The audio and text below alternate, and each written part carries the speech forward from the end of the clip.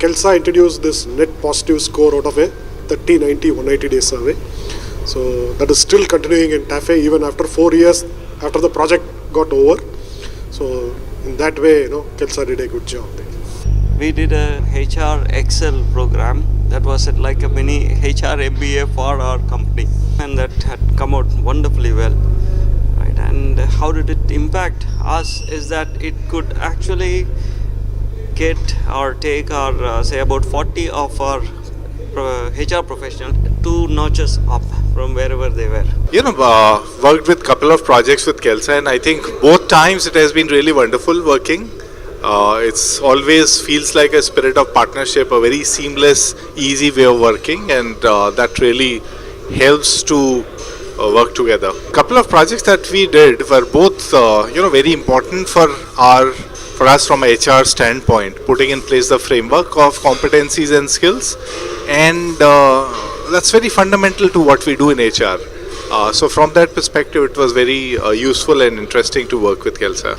We did a 360-degree feedback session for my senior leadership team about 2 years ago. For us at the time, it was totally way out of Westfield. It was something that we had never even been exposed to, me, myself as well. And the manner in which the team explained the entire process and kind of babysat us through the entire thing, I must say at the end of it, it was really what we came out. The material at the end was something that I still am working on till today, 2 years later.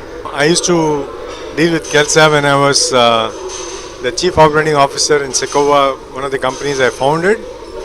And my fondest memories of Kelsa was the ease of working with the people out there, and the real professional advice that they were able to come, and the tools that they used in order to really give more database perspective. Kelsa added a lot of value in terms of us taking the right kind of decisions with reference to people and HR. The first meeting when Sridhar and Devika came, and we started off on 2 sides of the table and landed up all of us sitting on the one side and discussing the issue. That's one of my fondest memories. It's been, I think, 2 years or so since we finished the engagement.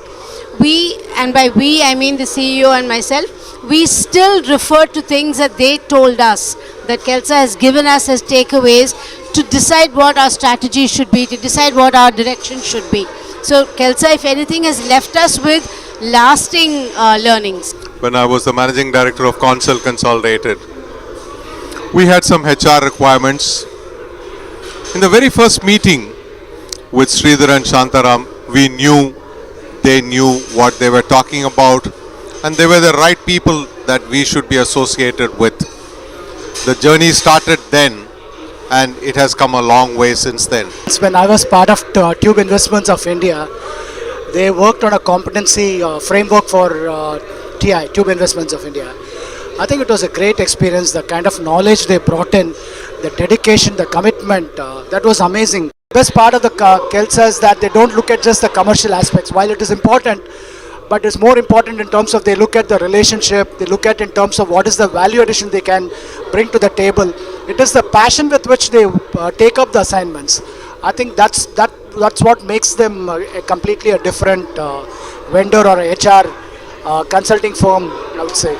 When we did an outbound exercise for our entire leadership and the second level team, when Sridhar, Devika and Shanta, all of them were there, and they took us through a very interesting session on how to build the next line. So I think that, to my mind, would have been the most interesting one. For 4 years, I think they ran our HR department, set it up, got a lot of people in, made people understand what HR can do to an organization, how it can really be a very powerful tool. Early days for my company Mobius, and we were really struggling to figure out how to bring in a culture of HR, and Kelsa really helped us do that. It's contributed through advice. For me, the younger crew, a slap in the head when we're not thinking right, and then quickly figuring out what the right model needs to be, and then continuing to tweak it as we go forward. When I was new to Ashok Leyland, and one of the first workshops, they worked with the HR team, and I think that was a very remarkable journey for us.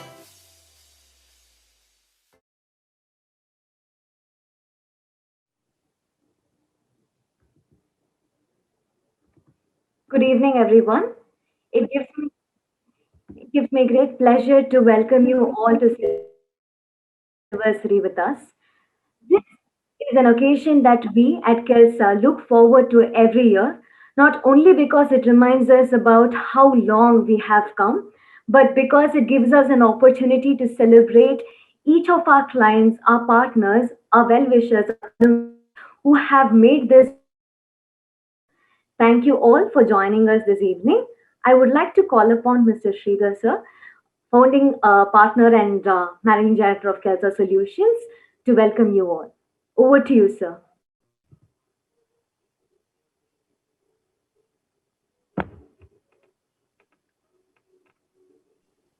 Sridhar sir, you're on mute. Sorry. Good evening, ladies and gentlemen. It gives me immense pleasure to welcome all of you to this evening of celebrating the 11th anniversary of KELSA Solutions. The fact that we are sitting here today in front of all of you to celebrate the 11th anniversary itself is a feat in itself. The reason being, all of us have gone through one of the toughest times in the last 1 year. I still vividly remember the 6th of March 2020 when we celebrated our 10th anniversary. There was probably the biggest event of over 150 people assembled in Chennai in Holiday Inn Crown Plaza, celebrating with us our 10th anniversary. And in less than 2 weeks, the entire India was locked down. Right? I have a lot of my customers, my friends and partners telling me that was the last big event they ever attended. So this year, we have decided to go online. Why? To just simply to ensure that we are taking care of my customers, their safety, their partners, their safety, my employees, their safety. So this is the most critical way, but we still thought it is very important for us that we celebrate this event, right? Celebrate this event for two important reasons. Number one, that we survived this 1 year. I know a lot of companies and I know a lot of consulting organizations which have struggled to survive this 1 year. I have to thank immensely my customers who had so much of faith in us that they kept supporting us. And that support helped us survive this 1 year very successfully. We not only believed in ourselves, but helped and facilitate many of our customers go through these very difficult times very successfully. And on behalf of everyone in KELSA, all of my colleagues and me in KELSA, let me say that it has been a great, wonderful learning experience. And that helped us decide how we should celebrate, right? We decided we will celebrate it online. So in every problem, there is an opportunity. Yes, we will miss the high fives of meeting people directly, the glasses clinking and saying cheers, all of that is getting missed. But we are sure that we are able to reach out to much bigger audience. My customers outside Chennai, customers who are way across in Mumbai's and Delhi's and Gurgaon's and Indores and whatnot, right? So I'm reaching out to all of them through this. So that is the biggest advantage that I see. And what is the other big advantage I get? I get a speaker who is going to be talking to us sitting out of London, right? So what more can I see out of this? I see an opportunity out of every problem, and KELSA saw that as an opportunity out of the problem, and that is why we went through this. And this has been a great learning experience almost for us, right? So let me move on and talk about the 11th anniversary. So we started with very small baby steps, right? In March of 2010, right? And if any one of us told us that you will be 200 plus customers, you will be worked in every single industry that you can think of, I would have, in next 10 years, I would have myself said, don't be funny. We have crossed all those things. You will see that in a video that is going to come up, an audio visual that we are going to present us in our journey, right? So can we put 11 years experience together in an audio visual and bore you for 45 minutes? Oh, not, surely not. Don't be like that. It is going to be a 5-minute highlight capsule, right? Much better than cricket highlights that they give you.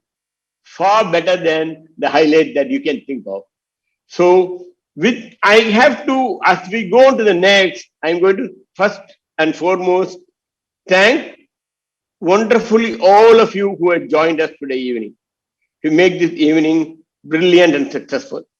Number two, thank from bottom of my heart, Professor Madan. When me and my colleague Shantaram spoke to him, he wholeheartedly said, yes, sure, I will come in, right? I'm sure that you are going to hear on one of the greatest topics or the current hot topic of diversity and inclusion from one of the best professors in the world, right? I'm very sure that it's going to be a very invigorating experience for all of us, right? With this, I'm going to request that we move on to the next topic and welcome you all once again. Thank you so much.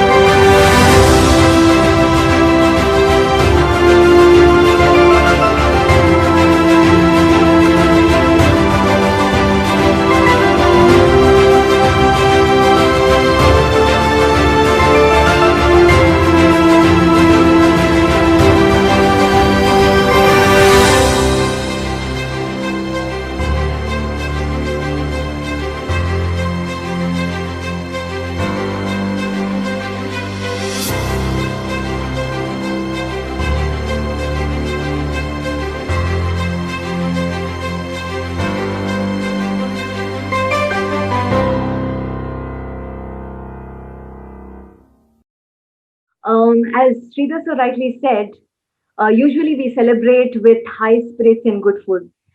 So while we miss the food on plate, our speaker is here to provide us tremendous food for thought. I invite our founding partner, Mr. Shantaram, to introduce our speaker for this evening. Over to you, sir. Good evening, everyone. And let me say it's an absolute delight to be able to introduce Professor Madan Pilutla to all of you. It's not an honor that I have had in the last several years, and therefore I had to go back and make sure I have my facts right. And I hope I do, because otherwise I will not hear the end of it from Professor Madan. Professor Madan is currently the Mike Solomon Chair of Organizational Business, Organizational Behavior at the London Business School. He is also the Dean Designate of the Indian School of Business, where he will be moving to in a couple of months. He is going to be taking over that position sometime in June, July this year, and he will be based out of Hyderabad, being the Dean of the ISB. It's very interesting for me to think about Madan's journey as an academic. Right? He is a gold medalist from XLRI Jamshedpur, after which he had his master's from the University of Illinois at Urbana-Champaign, followed by his PhD from the University of British Columbia at Vancouver. In the course of his 30 plus years of teaching career, Professor Madan has only been able to work in 3 institutions. Right? And this is going to be his 4th when he moves to ISB. He started off at the University of Science and Technology at Hong Kong. And I really like to think that, one of the, let's say, unforeseen benefits of the Hong Kong handover was that Madan left Hong Kong and came over to England. Right? I'm sure the UK did not think about that as a benefit, and I'm equally sure that they have benefited from it much more than they thought they would. Right? Professor Madan has been at the London Business School since 1999. In the course of the 22 years that he's been there, he has won innumerable awards. He has published 3 books around the subject of negotiation fairness. He's been a prolific author of academic papers. I haven't bothered to keep count of how many he has contributed to the academia. And of course, there are other books and papers still on the way, and that's something that I find very surprising, that he manages to keep up so much of an output even when he is a tenured senior professor. I hope that that's something that's going to continue at ISB, although I'm not sure how Madan is going to be able to do it. Madan's also been on the editorial board of the Administrative Science Quarterly, the Academy of Management Journal, and the Academy of Management Perspectives. His work, it started out on being, like I said, on negotiations, on fairness in negotiations, on the aspect of trust and areas like that. And I believe that that's what over the last few years has led him to the whole idea of diversity, and how does diversity affect fairness, trust, how does it affect the whole process of large-scale people systems working together. And that's a topic that he has had very close to his heart for the last couple of years. And because it's a buzzword now, I think it'll be useful for us to get those perspectives that he's been pondering upon for the last couple of years. And with that, over to you, Professor Madan. Thank you, Shanta. There are a few corrections in the bio, which obviously you're going to hear from me at some point. Starting off, I'm no more the Mike Solomon Chair Professor. Okay, so I'm just a Professor of Organizational Behavior. So we just put that down. I am Dean Designate at the ISB. The ISB, as you know, has 2 campuses, Hyderabad and Mohali. And I intend to spend time in both those campuses. Okay, so just with these 2 out of the way, Shanta and I go back a long way. Okay, so Shanta and I are classmates from XLRI. So doing this was the easiest thing for me to do. but also pulling his leg is an opportunity that I will never ever miss. Okay, so this is something that I'll continue to do forever. So let's talk about diversity, and today I'm going to talk about diversity more than I'm going to be talking about inclusion. Okay, so that's but I'm very happy in the Q&A for us to have any kind of conversation about inclusion. I'm very happy for us to have that. But the topic itself that I intend to spend the next about 30 minutes, I just want to walk you through a few ideas about diversity. Okay, so we'll just look, we'll put that down.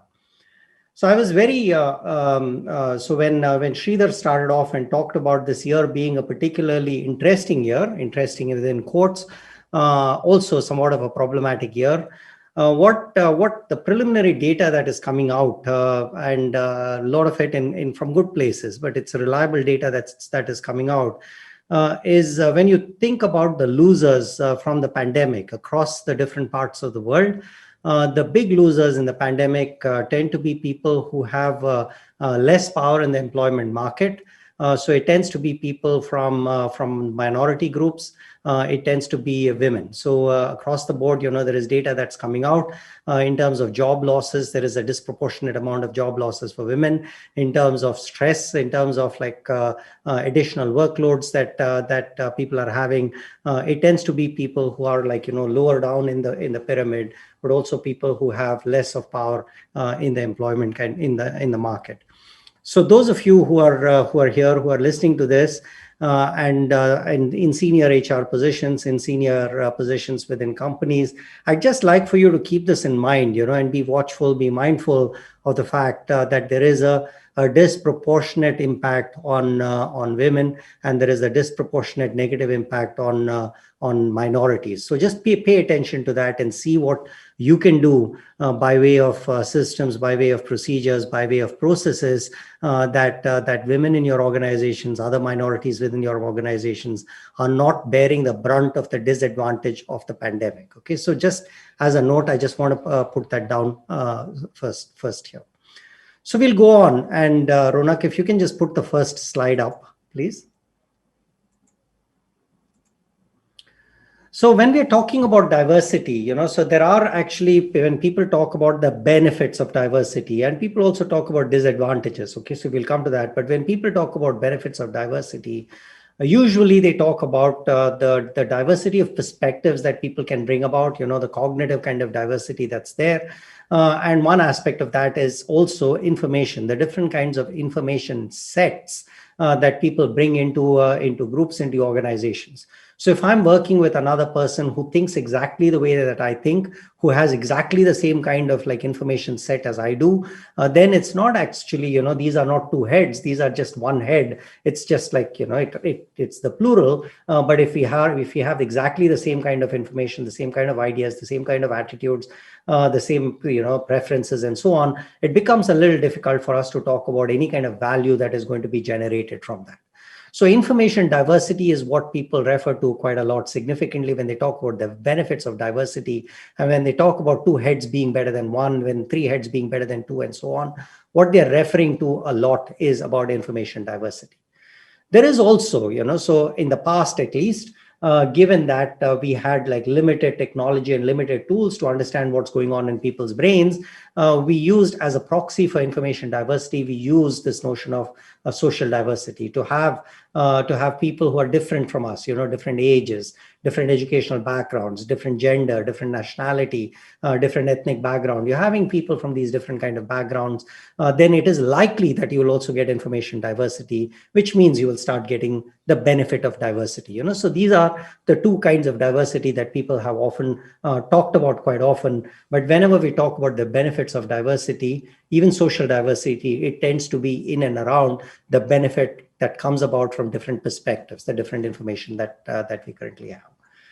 So let's just, for today, I just want to focus on social diversity, because there are three different, within the literature and within the managerial practice, there are three different perspectives that are out there. So let's just put these perspectives and let's say, what is it that they actually say about why do we need diversity in organizations?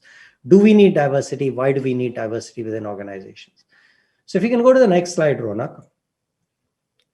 So what we have is, right, so we can think of diversity as three different, the reasons for diversity as three different things, okay, three different reasons. One is the social justice angle of it, which is it's the right thing to do, it's the moral thing to do. So there are certain groups of people who have not been allowed or given admittance into our clubs. When I say clubs, I mean our educational institutions, I mean our workplaces. They've not been admitted. So now is the right time for us to allow them to enjoy the spoils of economic development. They need to be allowed into these places where they can actually economically benefit. Also, another way of thinking about it as managers is, even if I personally don't care about it, and I should, so I just put that down, I should, but even if I don't personally care about it, everyone else cares about it. So in order for me to bolster the reputation of my organization in the outside world, I should also care about it. So I should have some kind of a desire for having a diverse group of people. The second kind of a case that we often find is some kind of instrumentality. So my organization should represent, to a certain extent, the kind of like population from which I draw my customers. So if I am an organization operating in a particular space where there are people who are from different kinds of backgrounds, having people of different backgrounds within my own organization, it is helpful for me to understand the market. It also is helpful to me to go and present myself to the market, because I'll say I have people who look like you, who feel like you, who think like you within my own organization. So therefore, I want you to buy my products. I want you to buy my services, and I will take your needs into account. The second kind, the market access or the instrumental kind of a notion. But what I'd like to point out today is that over and beyond the social justice, okay, and we should have diversity because it's the right thing to do.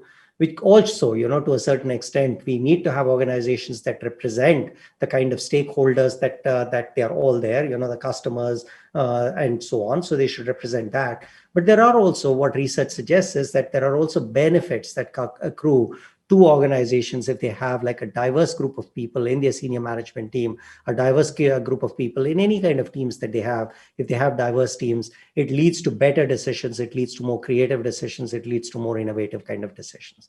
So I'd just like to illustrate by giving you one example, okay? So let's just go to the next slide, Ronak. The next one, actually.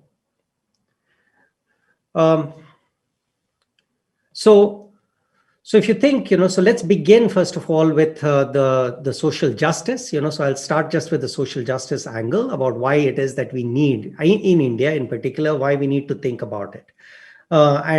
So if you go to the next slide, Ronak, the next three slides, we can go in rapidity.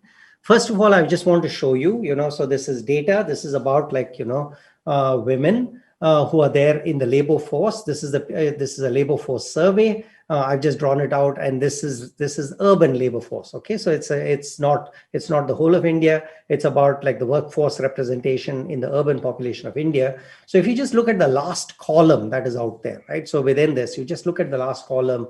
So if you put together across the board, it's roughly about like, when we're just thinking about the workforce, the percentage participation in the workforce from women is abysmally low, So, and I'd read press reports that compared India to even places like Saudi Arabia and so on, and just point out that the number of women as a percentage of, like, as a percentage of the total number of women who are in the working age, the number of women who are represented in the workforce, it's really shockingly low in India. Okay, so the number of women in organizations is really low. You go to the next slide. Okay, so just again, the number of, so first of all, the number of adults in the workforce, we just look at it, the number of adults in the workforce is low. But even if you just break it down by religion, okay, and I don't want to start off an argument here, but I just want to point out to you that there is a significant underrepresentation of Muslims in the workforce in India. Okay, so there is. So when we're talking about demographic characteristics, we begin with, there's an underrepresentation of women. There is an underrepresentation of Muslims. And we go to the next slide, Ronak. And this is also one of the sad kind of like, sad kind of like data points that is there in India, When we break it down by caste, okay, and when we break it down and just look in terms of, so we're thinking in terms of the scheduled caste, the scheduled tribes, we're thinking of OBCs, we're thinking about forward caste.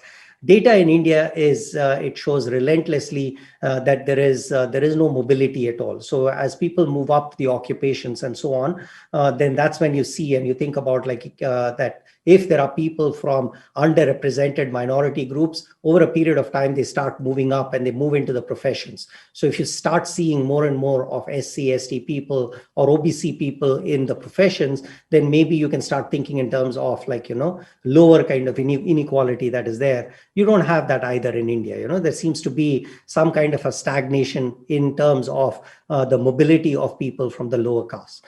So I'm just looking at it and saying, so there is a very, very, very clear social justice angle in India about why leaders in India, leaders of organizations in India need to care about diversity. Okay, so that's the first aspect of it. Just put it down. The second, if you go to the next slide. So when we think about what the market access of it, and Ronak, jump to the next slide again. So this is just a quote that I'm putting up here from senior leaders who then use the market access and instrumental these are the reasons why we need diversity. What they actually say is that if our employment, if our employees reflect the customers and the communities that we serve, then it increases our ability to deliver the best possible outcomes. So this almost seems that having women, then having more women in my organization helps me understand the needs of women and helps me meet the requirements, meets the need of the women who are my customer base or my community. So this is the market access and the instrumentality. There is some truth to it, right? So there is some truth to it. There was an advertisement that was put out recently, which was by Burger King in India. Okay, in the UK. Both my daughters are pretty ardent feminists, and they tell me off on various occasions. But they pointed out, okay, so Burger King thought that they had a hip and cool message that they were putting out there, where they said, the ad itself, and you should go and Google this and look it up. The ad itself put something up saying that women belong in the kitchen. Okay, so they just put out an ad saying women belong in the kitchen. And below that, it was an ad that was trying to say that we pay our chefs quite a lot of money. Very, very few of our chefs are women. We would like more of our chefs to be women. But when they put up the ad like that, any woman who looked at it, immediately they had a negative reaction to it. They're not going to pay attention to the bottom, like what is written at the bottom, or then go down and look at the next kind of what the ad goes into, the message that it is attempting to communicate about empowering women. So, and what my daughter told me at that time is very much a market access and instrumental kind of a reason why you need women. She said, I'm super confident that no woman was involved in the production of this ad. Okay, so this is what we mean when we think about market access and instrumentality. That is what we're talking about.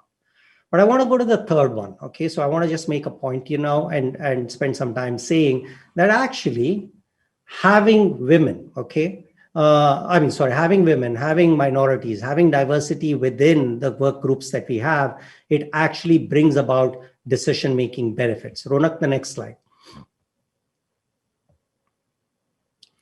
And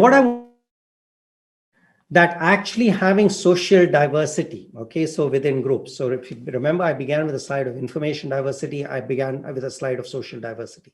What I want to say is that having social diversity adds to the decision-making capability, allows organizations to make better decisions over and beyond the information diversity that these diverse people bring. Okay, so I'm having within my group, I have people from a different religion. I have people from a different caste. I have people, I have women, so I have different groups of people. They bring in different information sets that gives rise to better decisions that we as a group make. But what I'm going to say is that even beyond the information differences that they bring, social diversity adds some value all on its own. Okay, so and that's the point that I want to just spend. And I want to belabor that point. I want to bang on about that point because I want to say that it is not just information, it's not just perspectives that people bring different. Having diversity in a room in and of itself, it just brings decision-making benefits. I'll illustrate with one example. Ronak, the next slide. So this will take a little bit of describing, and I hope I'll get there. Okay, so this is a busy slide, so forgive me for the busyness of the slide. But here is what, this is a laboratory study that was conducted by an extraordinarily gifted social psychologist and an organizational behavior professor who was at Columbia. Sadly, she's no more with us. She just died this year. She was young, so a big tragedy. So I just want to put out this particular study that she did. The study she did in the laboratory was something that we refer to as an information sampling study. So this is something like if you've played a party game, which is called a murder mystery, so you come into a party, you have a murder mystery. You have 4 members of a team. Each member of the team has been given partial information, okay? They have to put it all together and they have to guess the identity of the murderer. Okay, so we're going to give them different cues, different pieces of evidence. They all have different pieces of information. If they put it all together, then they can discover who the murderer is. So you conduct an experiment like this in the laboratory where you bring in 4 people, you give them 4 different pieces of information, and then you tell them that you don't tell them that, but if they actually effectively pull together these different pieces of information, then they will make the right decision. The right decision in this case, okay, is that they need to select candidate A. If they have full information, if they have all of the information, so if you look at the first 2 rows where I say before discussion, and below that, okay, so that row before discussion, I say full information. If a person has full information, then they are likely to pick candidate A as the right candidate. Okay, so because they have all the pros, all the cons, and so on. When they have partial information on the other hand, okay, so each one has a subset. So there are 4 people. One person has an information, partial information A, another person has partial information B, another person partial information C, another person partial information D. With partial information, it is shaded towards them picking candidate B, so they will pick candidate B if they have partial information. So before discussion, what they do is they create one group where all 4 people have full information. Each one has been given full information. So them sharing, not sharing doesn't matter because they all have full information. Another group has only partial information. Sharing there is necessary. They need to share the information. So if they share the information, they will correct their earlier perception. They will change the decision. They will pick not candidate B, they will pick candidate A because they share effectively. Now, if you go to the next set of rows after discussion, just pay attention to after discussion. The people who had full information to begin with, they became even more confident. They became even more right. 83% of them picked the right candidate.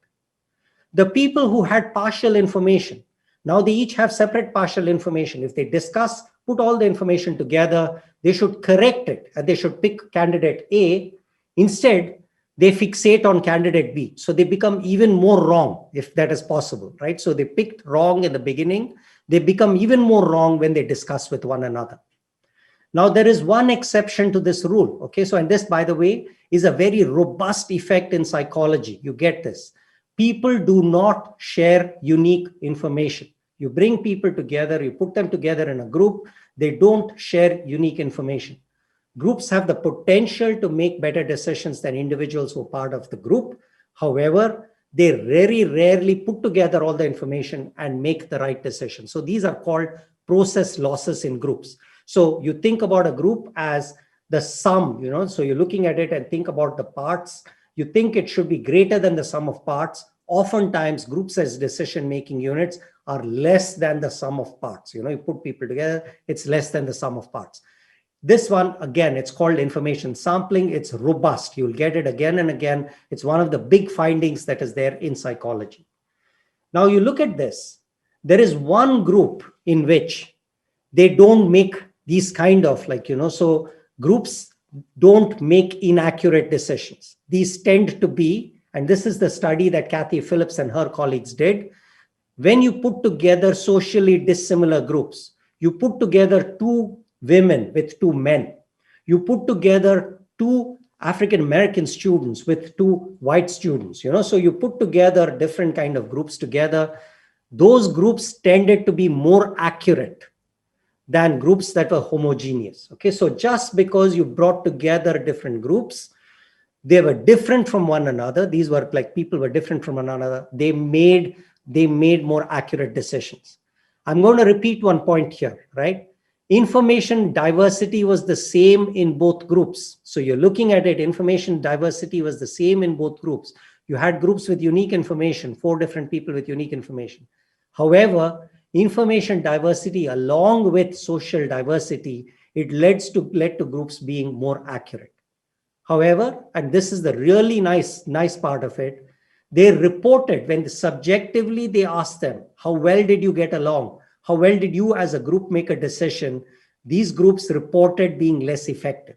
So the tragedy is that even in laboratory studies, where diverse groups make better decisions than homogeneous groups, they report that they are less effective than homogeneous groups. So homogeneous groups are wrong, but are very confident that they're right. Diverse groups are right, but are somewhat confident they're wrong. So this is what you look at here. So this is the finding that I want to highlight. Why is that the case? Because working together in a diverse group is not comfortable. Okay, so there is some degree of discomfort. Working with people who think exactly like themselves, who are exactly like that, very, very, very easy. So I'll relate back to something too. So Shanta and I, we were part of we used to select ourselves into groups, and it was like-minded. We were always together. In our first year, there were 5 of us. Repeatedly, we were in work groups together. And we worked really well together and unfortunately, we were doing reasonably well. So people went and complained to the instructors in XLRI, and they started putting us in different groups. And we all can report back after that we didn't enjoy working in other groups as much as this like-minded group that we had created for ourselves. Okay, so we did. We also happened to perform somewhat well. Okay, so I'll keep that aside. Given how homogeneous we were, how similarly we thought, that was quite absurd that we also did quite well. But what I want to point out to you is diversity is uncomfortable. Okay, so there is a degree of discomfort that is there. So even though people in diverse groups, so eventually in diverse groups, people will tend to make better decisions. The uncomfortableness that they have with one another, the discomfort that they have with one another is what makes them think that they have not been as good as the homogeneous groups that they're members of. Ronak, I want us to skip the next slide if possible and go to the slide after.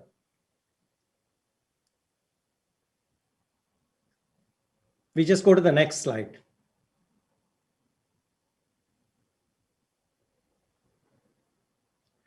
So the benefits of socially diverse teams, okay? I'll just want to put this down.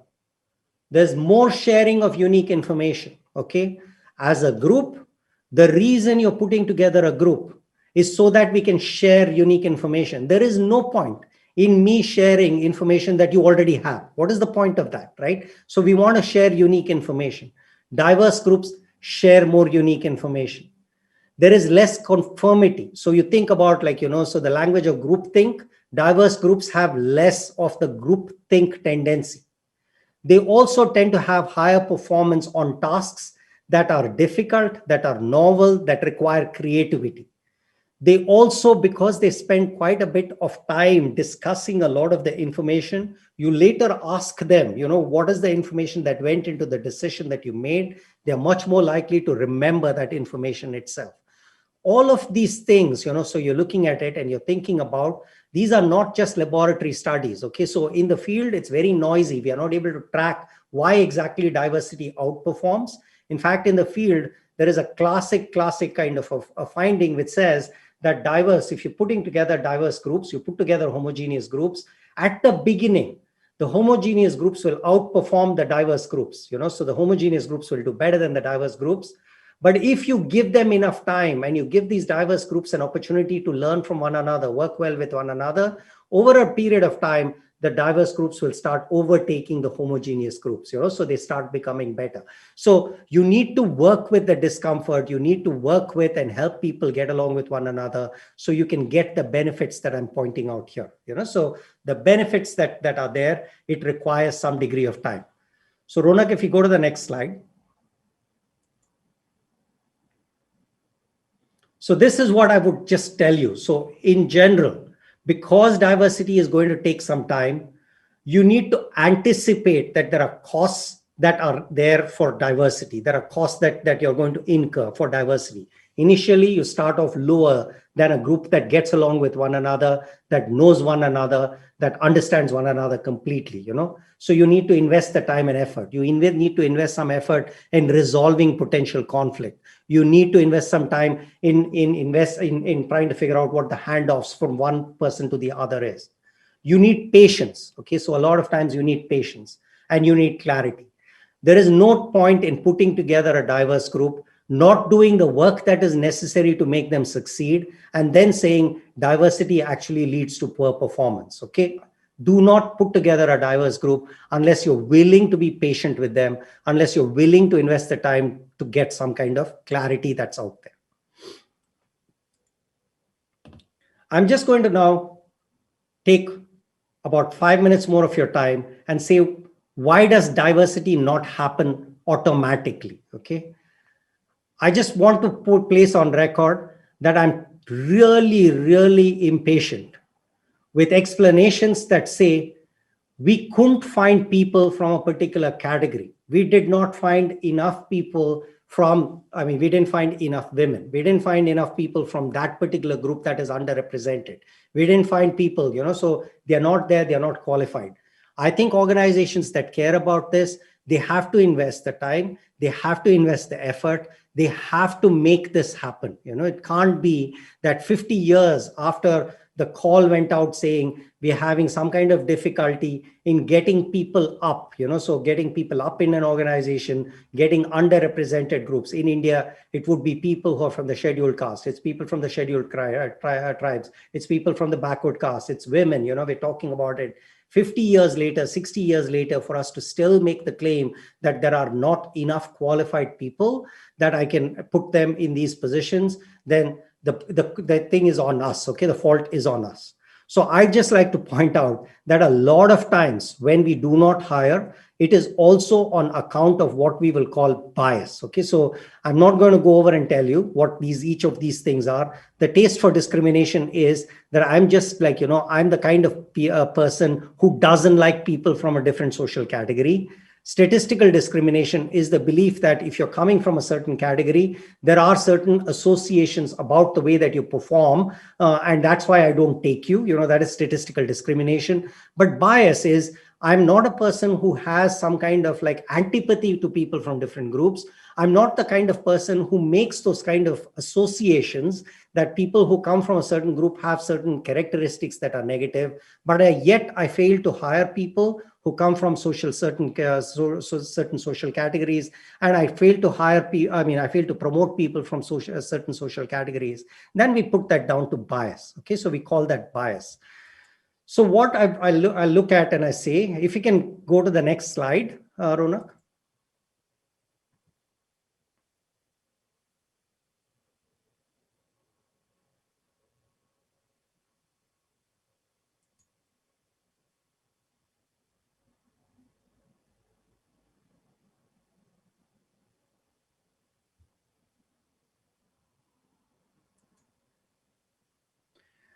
That's okay, Ronak. I'll just let me just, even if you're not able to, let me just put out to you, right? So you might have read a lot about something called unconscious bias, right? So the bias that comes up because of my socialization, because of like certain beliefs that I might have, I make certain stereotypical assumptions. Okay, so men are like this, women are like this, and so on. I make certain stereotypical associations.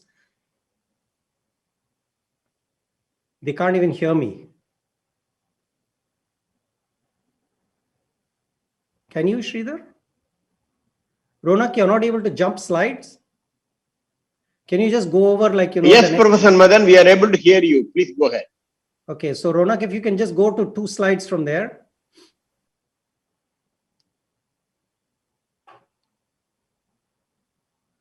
Okay. So what I want to say is, like, so I just want to leave you. So you've heard about unconscious biases. Okay, so you've heard that a lot of times when I'm making decisions, it's not because I have like negative like attitudes towards people. It's because of the stereotypes that I have deeply held stereotypes that I'm not very conscious about. You also might have heard quite a lot about like unconscious bias training. Okay, so training people so that they don't have some of these unconscious biases.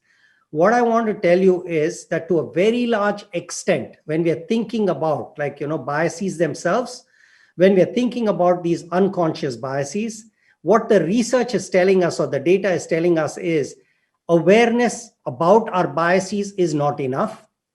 Training to remove these biases is not enough. We need to start thinking about designing organizations so that we don't have bias. Okay, so we need to think about how do we design our procedures so that we bring in more women, we bring in more underrepresented people.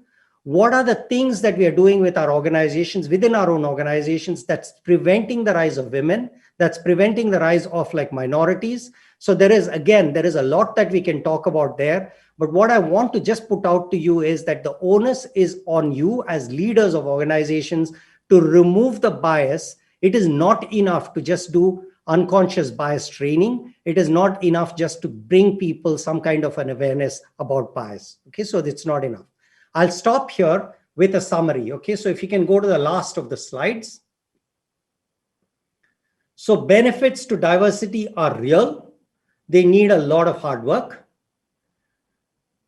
The reason we don't have diversity in organization oftentimes is because of a bias. It's very, very, very difficult to get rid of. But organizations and its leaders, you need to design processes that lead to unbiased decisions in terms of selection, in terms of promoting people. So I'll stop there. Thank you. Professor Madan, thank you so much. I think there are a few questions coming up on the YouTube live chat, but there are also a few that have come up to me personally from some folks. And one of the things which I thought I should start off with, because it sounds very interesting, is from Vidatri of Reckitt Benckiser, who wants to know, how do we put this diversity mindset at the education stage, right? What do you think we need to do to our schools or colleges to be able to make this happen? I think it's a great question, right? So a lot of the stereotypes that we're talking about, a lot of the associations that we make between categories, it comes from society, it comes from a very, very young age.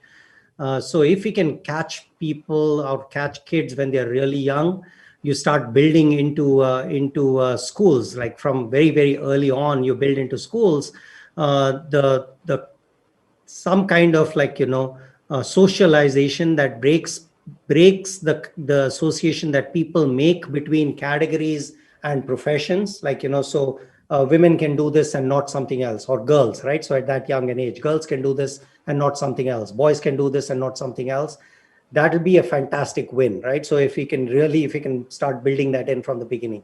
It comes from the media, it comes from films, it comes from a lot of different places. This kind of like these structures, they come from a lot of different places. I'd like to think about oftentimes, I'd like to think that I'm at the forefront of this agenda. I try my best to not be biased in a certain way, but I'm also a product of my socialization. And I often learn from my daughters about when they point out certain things to me and say, that was a bit off. Then I learn from that. But I have to admit, I have to go back and say that again, had we been from very early on socialized a little differently, then maybe some of these biases will go away. So I will agree that it should start there. I agree it will start there. But what I also think is, while that is the biggest bang for the buck, we should also work with what we have. Okay, so we currently have. So as organizations and leaders, we should still attempt to make things right. We should still attempt to put procedures in place. And if we can help education become better, then great. But we should do what we can where we are. Thanks. So here's another interesting one, and this one goes something like this. There is a lot of push on diversity from a corporate social responsibility kind of view. Is that the view that we should be taking, or can we make what you had talked about as the business prism view more strong? What would it take to do that? So again, a great question, because there is some research, a couple of different lines of research. Okay, so let me just put this. What this says is that sometimes the very fact that we are talking, we're giving this, we use this kind of this prism of it's also good. Okay, for it's not just that it is a just thing or it's a moral thing, but it's also good for the organization. There's a performance kind of an imperative that is is the reason why we need diversity, rather than being complementary in some sense. It crowds it out. Okay, so for example, if people don't find the benefits of diversity, if they don't find that diverse teams are outperforming homogeneous teams, then they say, hey, then why should I have diversity at all, right? So in a way, by actually emphasizing that diversity can have benefits, we are actually increasing the threshold at which people are willing to admit diversity at all. So in answer to this question, I would just say that even if it doesn't bring benefits, okay, so let's just put this, even if it doesn't bring benefits, I do believe it does, but even if it doesn't bring benefits, we should still do it because it's the moral thing to do, it's the right thing to do. What would be tragic is that for us to get roped into this rhetoric that it is actually good for organizations, find that it is not actually that good as it is touted to be, and say, I'm not going to do that agenda at all. I'm not going to push that agenda. So in that sense, this is a great question, because I think, even for hard-minded business people, maybe the morality agenda is the best agenda, so, and to push that, not corporate social responsibility. I won't say that at all. That's a loaded term. I'd just say it's the right thing to do. It is absolutely the right thing to do. So let's do it because it's the right thing to do. By the way, there is a bonus. The bonus is that it also leads to better outcomes sometimes, so. Right. I think that was, in a sense, I was not expecting that answer. Okay, but here's something that's a little more specific, and this is from Raj Dharmaraj. So Raj's question is that Raj is it that Dharmaraj is our Excel guy? No? Yes. Okay. Hi. and welcome to Kelsa, right? So Raj wants to know is it that bias awareness training isn't effective at all, or is it just that it doesn't lead to sustainable change? What is it that you've seen? Shanta, the second one. It's not that it is not effective at all. So people become a little bit more aware. But it fades quite quickly, and it deep-rooted kind of like bias. It fails to tackle that. It fails to do that. Right. So here's another interesting one. This is coming from somebody who has worked in the public sector in India as well as in the private sector. That's Mr. Ramesh Shankar. So Ramesh has worked in SAIL and has worked in Siemens. So I think he's bringing both the diversity of his experience into the question, right? And his question is this, that the public sector in India was socially and informationally diverse, but decision-making was not superior to what was happening in the private sector. Your thoughts on that? So I see here, I don't have the data on this. So what I would say, I would ask this question is, was diversity there even at the top of these organizations? Okay, so or where there was decision-making discretion in these organizations, did you see the diversity that you're talking about? Because I don't know. Okay, so I'm not going to, I can speculate, but I don't know. In the public sector, do you find diversity at every level, or does it stop at a particular level? That's the question that I would just put back. Now, the data on this, if someone is willing to give me, I would be delighted to have this data. I would be very interested in looking at the data in a lot of public sector undertakings, because I know that there is a reservation at a particular level, but I'd just like to know how much of it has led to diversity at the top. And again, I'm speculating here, but I don't have an answer to that. Given that I don't have that answer to that, there's not much I can say here, right? So I'll just leave it at that. Right. I kind of remember some of your research on the private sector companies and the lack of diversity right at the top, what you had talked about sometime last year. I remember that. And let's see what if at all there is some data on the public sector companies, how that turns out would be very interesting. Yeah. So there's another question here, and this is from Mr. Ajit Matai of MBOM. So Ajit's question is that, talking about diversity right now seems to be contrary to the political journeys that a lot of organizations, countries are going through. How do you think corporates can deal with this paradox? Yeah. So I have I also sometimes I'm an optimist, so I have wishful thinking sometimes, on the one side. I agree. The trend, if you look across the board, that so there is a tendency towards what one will look at is identity politics. There is a lot of that identity going on in large parts of the world, right? So including India, there's a lot of that's going on. So the optimist in me would like to think that this is probably the last kind of kicking back of the elites in some way, saying a system that has benefited them over the years, they're seeing it under attack, they're seeing it being chipped away systematically over a period of time, and this might be the last fight back of the elites. That's the optimist in me is seeing that. I'm hoping that that's what happens. And if so, then corporates and so in businesses, what you can bring about the change from bottom up, which is to say that it's happening. So this is now just a reactance that is set in. But 5 years from now, 10 years from now, it's inevitable that we are going to go down the path of greater inclusion, greater kind of diversity. Okay, so that's the optimist in me saying that. The not so optimistic person in me, I just want to lay down that I'm very worried about is it our rhetoric over a period of time, which lacked substance, by the way. So this is something that you, Shanta, you and I have talked about quite a lot. Our rhetoric of empowering people from who are powerless, who come from lower kind of status and so on. It has been rhetoric for the most part. It actually has not. You haven't seen that kind of benefits that you would expect to see. You haven't seen the kind of mobility that you expect to see. And I don't blame India here. Across the world, it's the same thing, right? So the rhetoric has been there. But the rhetoric itself had been so overblown without any kind of tangible kind of progress, so real tangible progress that is there, that this is probably the backlash that is there right now might just completely suppress it, and you'll never get to the state of the world that we are all hoping for. So that is what I would say. So then it suggests a change in the way our rhetoric is, and to temper down our rhetoric and increase the substantive things that we are doing. So talk less about supporting and do more of the supporting.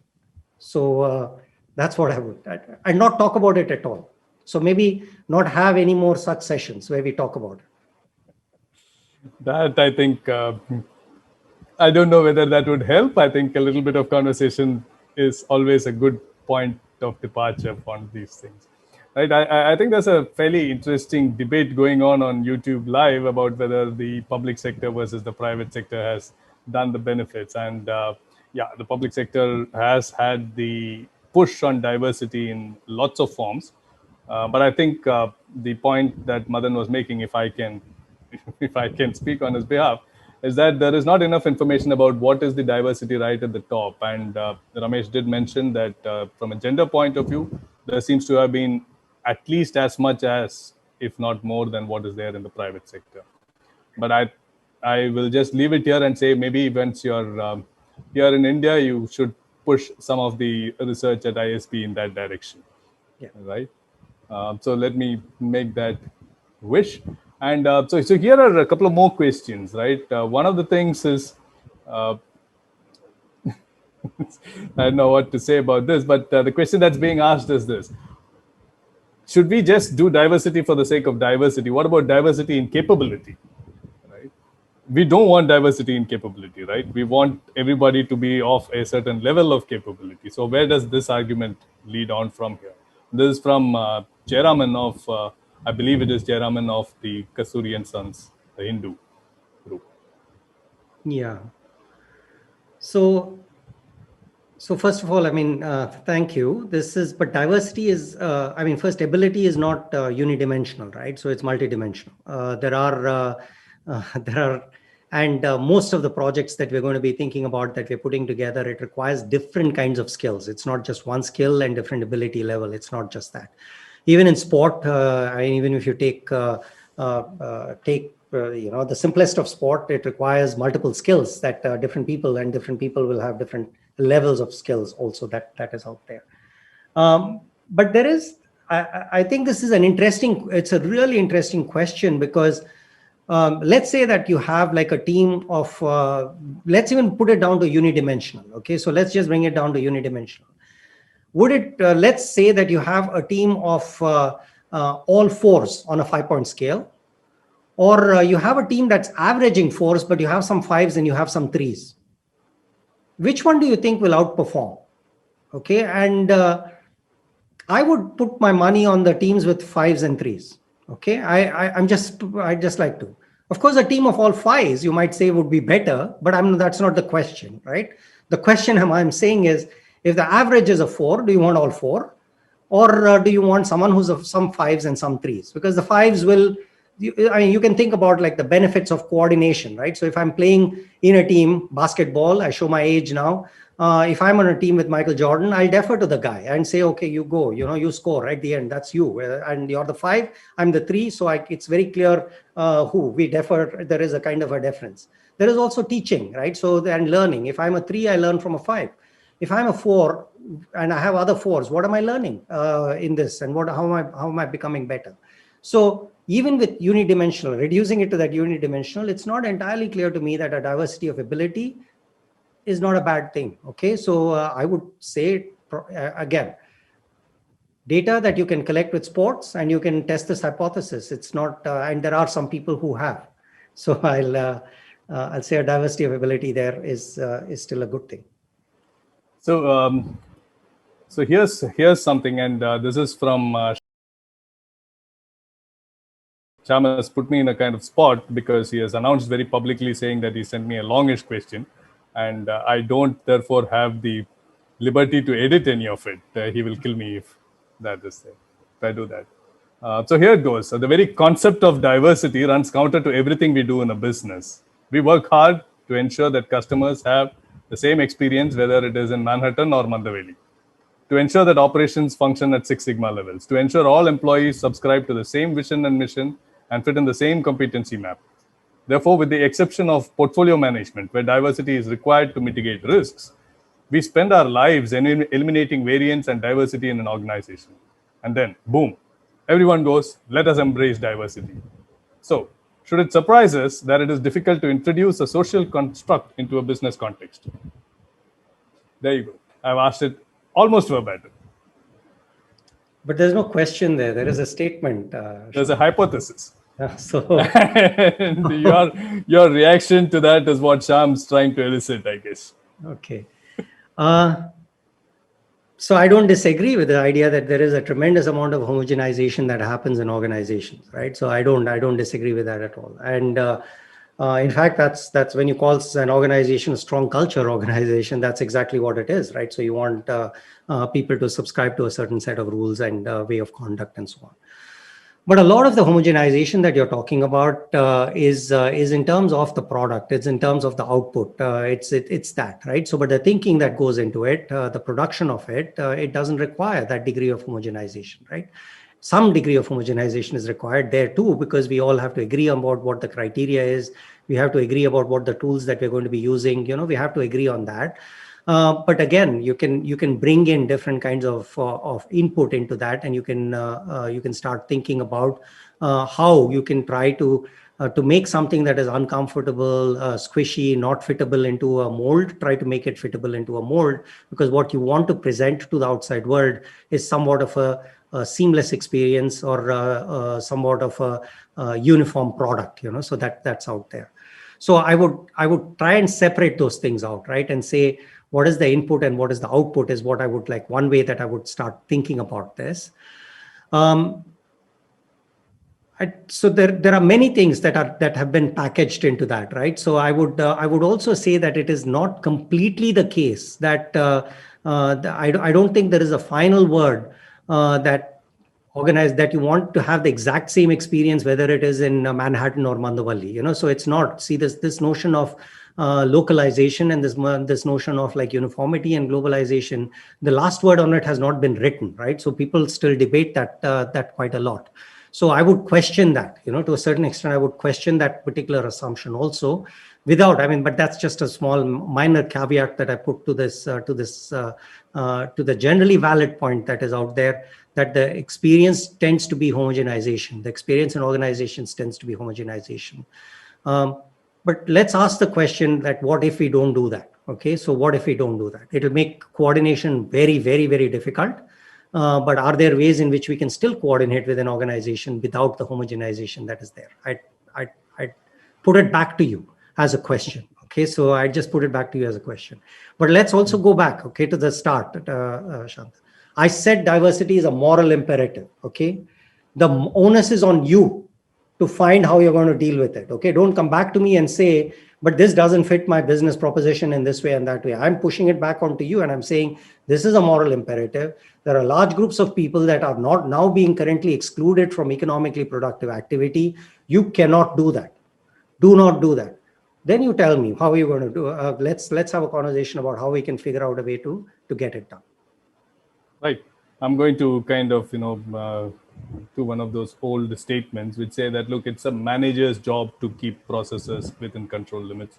It's the leader's job to break those control limits and take them to a new level, right? Just a way of saying it, right? Okay, here's a question from Shaili, who is writing in from Germany, right? And she says, does the context in which the group is set up affect its decision-making or effectiveness? And yeah, she's very specifically asking for it, saying that it is from a woman professional's point of view, right? So the context with which the group, and I assume that means the group that is going to be responsible for a decision, right? The context in which it is set up, does that have any bearing on the effectiveness? I'm kind of related to the previous question, which says that, do people who have been chosen because of the TMH factor, the token minority hire factor, would they be more effective in such a group? Or would they feel pressurized, threatened? What's been your experience, or what does literature have to say about that? So the literature, if the question is about tokenism, right? So, or if the question is about the context in which that decision-making group has been set up. Yeah, I get it. So one is, so let's begin. So the way I understood this question, Shanta, and I'll begin with that, my understanding, and then I'll come to the question, the way that you've interpreted it, right? So the context in which it has been set up is very important, because is it in a supportive kind of a context? Because a lot of times the group's output, so the group's effectiveness is determined by whether a stakeholder, the person who's consuming the output, thinks the group has been effective or not, right? So you have you have a product development group. The consumer of that has to say, yeah, they were effective. They came up with a good product. So we have to start looking at it. So are they supportive or not? So do they have the kind of the necessary resources to do their job? Do they have the necessary resources to resolve kind of conflict? Do they have the confidence of the senior management that they will give them the time and the space for them to learn? Even if they fail a few times, they learn and they become better and so on. So because they're not going to start performing straight away, you put a diverse group together, they're not going to perform straight away.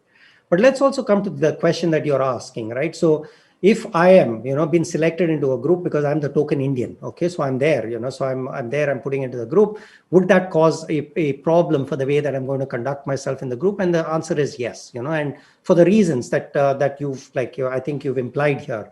It's obvious. Am I a representative of the group that I'm coming from? Am I me? Madan in this group, or am I a representative of all the Indians? So what am I doing in this group? So I have some kind of confusion about what it is that I'm supposed to be doing there, right? So what I can do there. The second is I might have a question about am I competent like other people? Okay, so and this is There is a little bit of literature that looks at not in India but in the US. They had something called affirmative actions that looked at it, and where men and women were told that you've been taken in because there was we had less men or we had less women and so on, and that's why we took you in. It had a very detrimental impact on women, and the way that self-rated self-efficacy and self-rated confidence and so on. It didn't seem to have an impact on men. Okay, so it's kind of interesting. Men told that you've been selected because you're a man didn't seem to bother them as much as women told that they've been selected because they were a woman. Okay, so that's the research on affirmative action. So that's the answer that I can give you. Does that answer that the way that you interpreted the question, Shanta? Well, I'm not sure whether that is a significant factor here, right. But I hope it does. Otherwise, what I will do is I'll make sure that Shaili has an opportunity to continue the conversation at a subsequent time, or any of the other questionnaires on this. I'm just going to come up with a couple of questions, and I'm going to link them together, and I would like to close with these questions, right? One is about the gig workforce, talking about the gig workforce and how easy or difficult is it? What are your thoughts about how you can bring in diversity in the gig workforce as a corporate, right? And the related question that I had was that, in the context of post-COVID, at least in the immediate aftermath, when everyone is talking about working from, virtual spaces, how important is this whole aspect of diversity?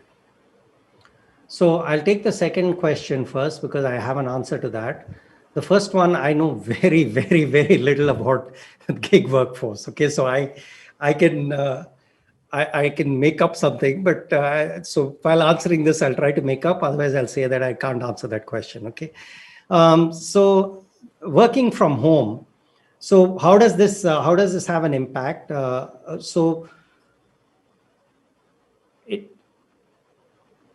So a lot of the benefits that we are talking about social diversity, right? So when we're looking about social diversity, a lot of the benefits is in the interaction that people, the magic is happening in the interaction, right? So we're working with one another. We're finding it a little difficult to work with one another. We are rubbing each other a little, and there is some rough spots, and then sparks are flying, better decisions are getting made. If there is limited interaction, right? So, and that's what this work from home, if that's what it is, if it's limited interaction, then I would say that the benefits of the social diversity would be much less, so that's what I would think.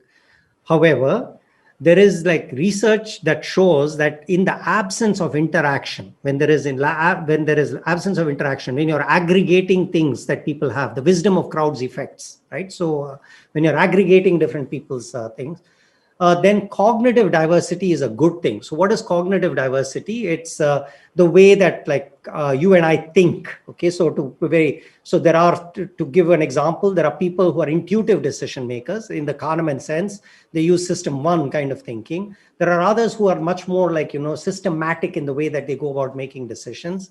So putting those two people together in some sense, even though they are not interacting, it results in better decisions, right? So there is, in the absence of interaction, it's the cognitive diversity that becomes, or the information diversity that becomes really crucial and really important. So I would guess that work from home will reduce some of the benefits that are there. All the more reason for us to invest a little bit more on social diversity, right? We have to be mindful and invest. I still don't have an answer for your gig thing, so I'm just going to keep quiet, Shanta. I don't want to sound foolish. All right, so let's assume that we've got the better of Madan by asking a question that he was not able to answer. Madan, thank you so much for being patient with all of this. I'm going to request my colleague Suchi to formally thank everybody. Over to you, Suchi. You have to unmute. Thank you everyone. A big thanks to Professor Madan for giving us a wonderful session. It truly helped us understand the dimensions of diversity and how we can be prepared to handle the rapidly increasing diversity in our workforce, how diversity helps you take better decisions. Thank you so much, sir, for answering all the questions from our guests. Thanks a lot for your time and your insights. I would also like to thank my heartfelt gratitude to all our customers for continuously showering your trust in Kelsa and supporting us throughout our journey.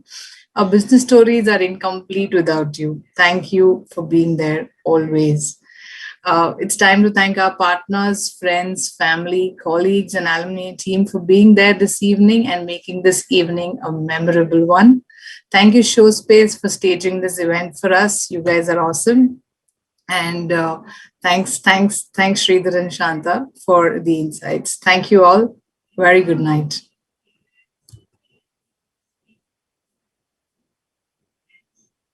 So Madan, once again, thank you very much for the evening. We will catch up when you are absolutely closer. Madan, thank you so much. Really appreciate you taking time, and it was a really wonderful session. Right? Thanks on behalf of me and all my customers and colleagues. Thank you.